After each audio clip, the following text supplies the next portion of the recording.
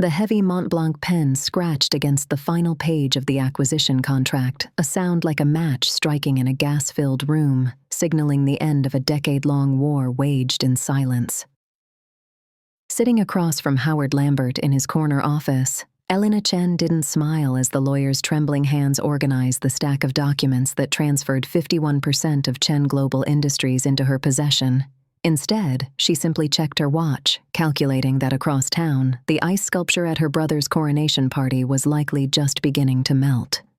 "Make the call, Howard," she commanded, her voice possessing the cool, detached texture of polished marble. And as he dialed the number on speaker, the festive noise of a boardroom celebration filled the tense air of the law firm. Her father's voice, booming with the unearned confidence of a man who believes he is untouchable, answered with a laugh. "Howard, this better be good. We're about to toast the new CEO." To which Elena leaned in, her breath steady, and whispered, "Hello, Dad. You might want to put down the champagne." The silence that followed was absolute, shattered only by the distinct, satisfying crash of crystal hitting the floor on the other end of the line, a sound that validated 10 years of being the overlooked daughter, the emotional one, the girl told to marry well while the men handled the business. "Who is this?"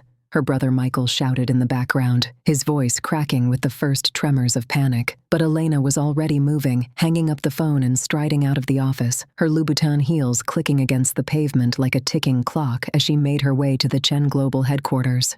The elevator ride to the 45th floor felt like an ascension to the throne, the digital numbers climbing past the floors where she had once been an unpaid intern, past the middle management where she was told she lacked vision, all the way to the executive suite where the doors slid open to reveal a tableau of chaos. The "Congratulations, Michael" banner hung limply, a mockery of the moment, as board members froze, their eyes darting between the furious patriarch and the prodigal daughter standing in the doorway in a suit sharp enough to draw blood.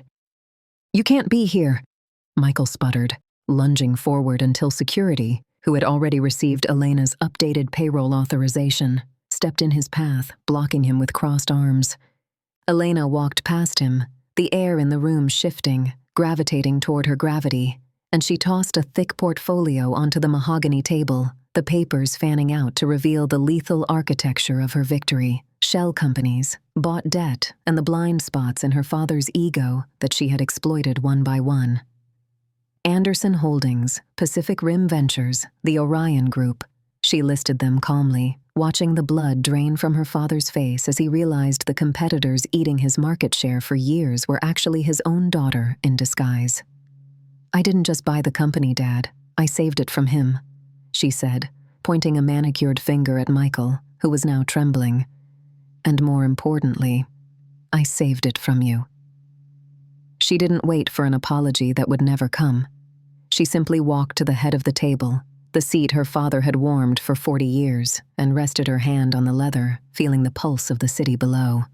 "Michael, security will escort you to your new desk in data entry on the 20th floor.